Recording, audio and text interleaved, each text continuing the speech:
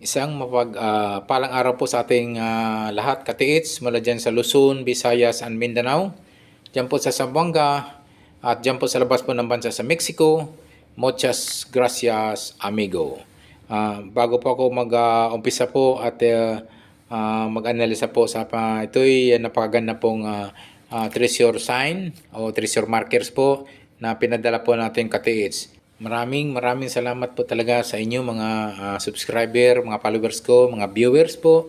Na ito'y walang sawang pagsubaybay po sa aking YouTube channel. Ang aking pong tema po ay analyzing po at pagdidikod po ng mga treasure, symbols, and sign ng mga treasure item, mga katids. Okay po, ako po mayroon kong napapansin po sa aking mga comment section po at mayroon pong gusto pong magpadala po ng picture po ng treasure sign symbols and markers kung saan po daw nila ipadala o saan nila isend.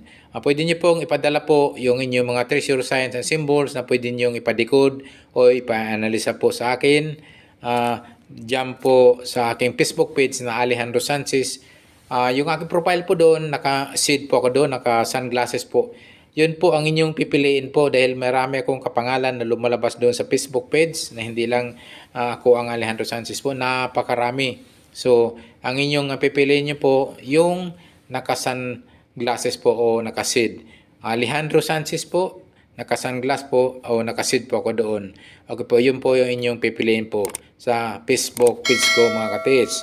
At mga katids, kailangan friend muna tayo. Kailangan i-add friend nyo ako mga katids para po ma-send po, maipadala nyo po ang inyong mga treasure markers, treasure sign and treasure symbols na inyong ipapadikod po o ipapa-analisa po sa akin. Marami palang salamat po sa mga nagtitiwala, sa mga marami na po nagpapadikod po sa akin. Sabi ko nga, ang pagdidikod po, ang pag-analisa ay hindi 101% po na matutukoy lahat po yung items. Iba pa rin po pag mayroon po tayong treasure hunting equipment like metal detector and gold locator mga katids. Kasi nga, quickly malukit agad yung item kapag mayroon tayong treasure hunting equipment mga katids. Lalong-lalo na po mga katids yung treasure hunting equipment na gold locator kasi nga maganda po yan dahil pwede pong sumaga po yan ng 8 hanggang 10 meters, not unlike sa metal detector. Ang metal detector kasi ay limited lang po yung distance po hanggang 1 hanggang 3 meters lang po deep ang lalim. Okay po, patuloy na po tayo dito sa pagdidikod po ng ating pinadala pong katids po natin na treasure marker mga katids. So isa pong putol na ito ay kanang kamay mga katids. Ay kaliwa pala, kaliwang kamay. Isang kaliwang kamay po na stone markers na hugis. Ito'y kaliwang kamay na nakakuyom o nakakuyom po.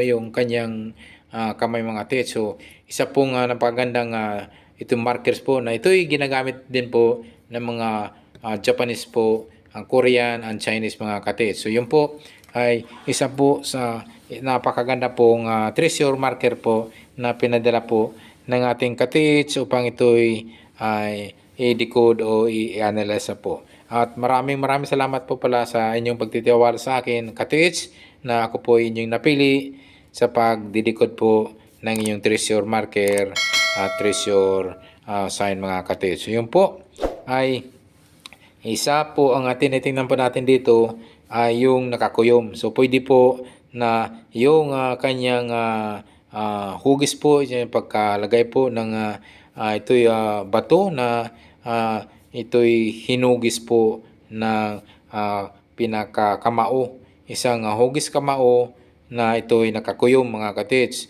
So ito po may kumpleto pong daliri, 5 daliri po, 1, 2, 3, 4, 5. So yun po yung kanyang daliri po na nariyan po sa bato nito mga katids. So yun po mga katids ay itinignan po mga katids yan kasi nga medyo may kalaitan lang po itong markers na ito. So pakatandaan nyo mga katiis, kapag ang markers na medyo maliit po ay hindi po yan lalayo sa kanyang mga katiis. Dyan lang po sa malapit yan, pwede po lumayo lang yan ng mga 1 hanggang 3 hanggang 5 meters lang po ang layo po niya mga katiis. So madalas po sa mga ganyang kalit po ay pwede po mga 1 hanggang 2 meters po mga katiis. So yun po ang inyong i-check po yan sa ito isang hugis kamao na kaliwang kamao po mga katiis. So tingnan nyo po yung mga arrowhead po ay ito yung nakakuyom po. Nakakuyom po yung kanyang kamay. So yun na naman po lahat po ay pwede nyo po titingnan po dahil nga ang ito'y may mga daliri po na 5. I think 5, 1, 2, 3, 4, 5. 5 daliri po yung nandyan po na makikita po natin sa kanyang markers na hugis kamao. So, pwede nyo po natin i-check po dyan sa paligid po na 1 hanggang 3 hanggang 5 meters po. So, ang distansya po. So, yan po ay pwede pong gagamitin po yan, pwedeng magtutukoy po yan sa distansya po ng item. Ito po ay posible po na mayroong tinatawag yan na countersign o tinatawag na counter markers mga katiis sa itong paligid niya mga katiis. So i-check nyo po i-check nyo po yung 4 na kanto, 4 na sulok po dyan sa portion po ng north, south, west and east mga katiis. Kasi nga baka po mayroon po yung tinatawag na coordinated markers o countersign markers mga katiis. So tingnan niyo po mga katiis kasi nga yung pinaka-dulo ng kamay at mayroong parang siyang nakaturo po sa mga bandang west, in between west at south. So sa palagitnaan po ng south at east ay mukhang mayroon po itong tinuturo yung pinaka hintuturo niya mga katiis. I-check niyo po yung mga katiis sa distansya po ng 1 hanggang 3 hanggang 5 meters po ang distance po mga katiis.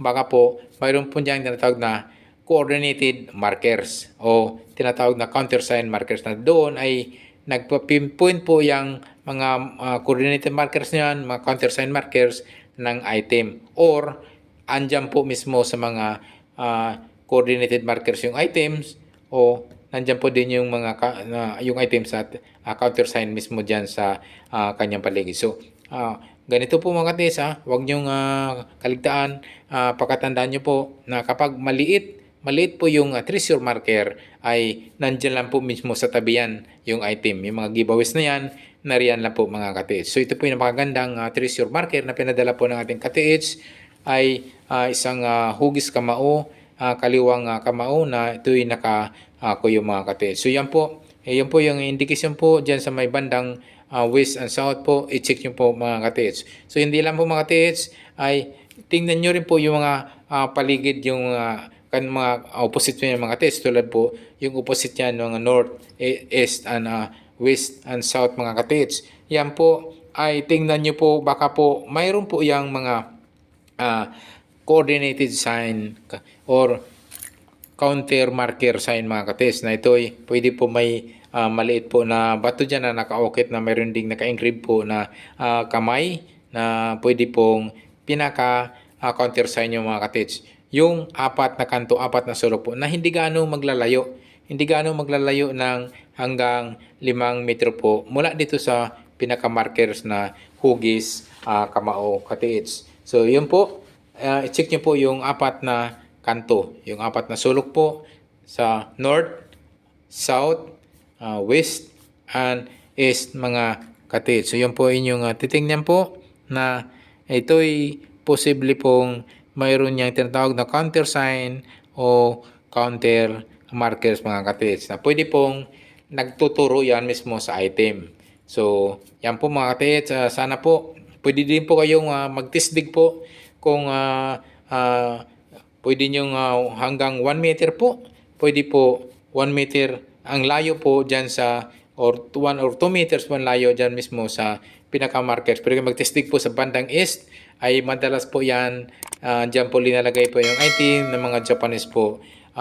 Kung wala naman po kayong napapansin po dun sa east, pwede kayo lumipat po sa mga tatlong pang kanto. Pwede sa north, sa hanggang 2 meters din. Sa south, 1 hanggang 2 meters din po. sa width hanggang 1 hanggang 2 meters din, pwede kayo mag-test-dig po dyan mga katids. Sa mga walang, lalo na po pag walang mga treasure hunting equipment like metal detector and gold locator. So ganun talaga po mga katids, nagtitreasure po natin talagang sipag lang, patience lang para makita po natin yung hinahanap po natin. So, pansinin niyo po mga katids kasi nga pwede pong yung item po mga katids, may tinatawag na ang item po ay mismo sa ilalim po ng pinaka-marker. So, pwede kayo mag-test-dig po.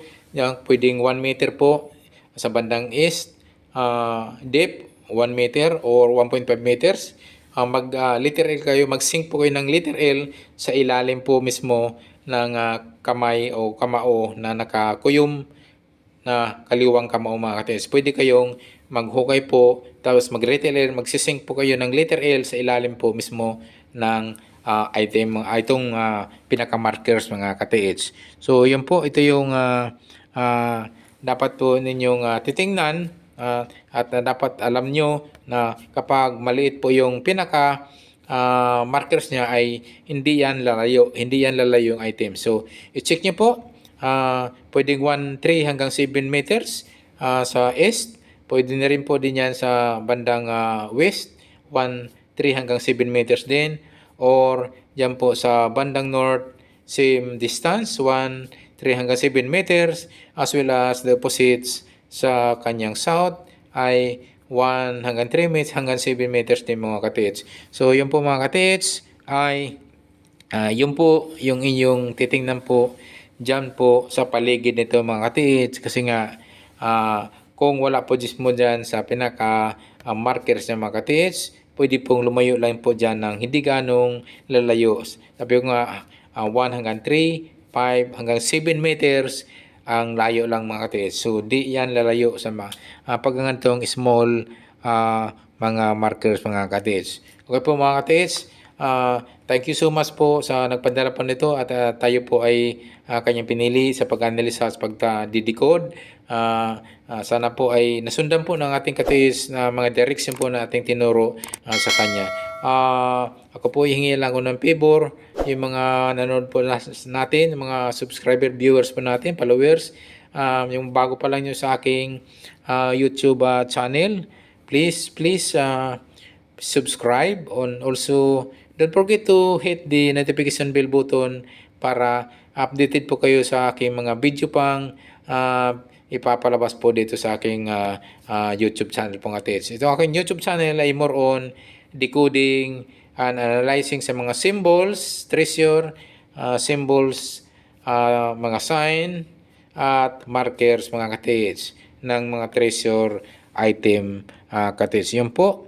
Ito po ay aking pinasalamatan po talaga yung mga aking mga avid na followers, subscriber, at mga viewers mga katids. Okay po, harinawa po tayo pagpalain ng pong may kapal.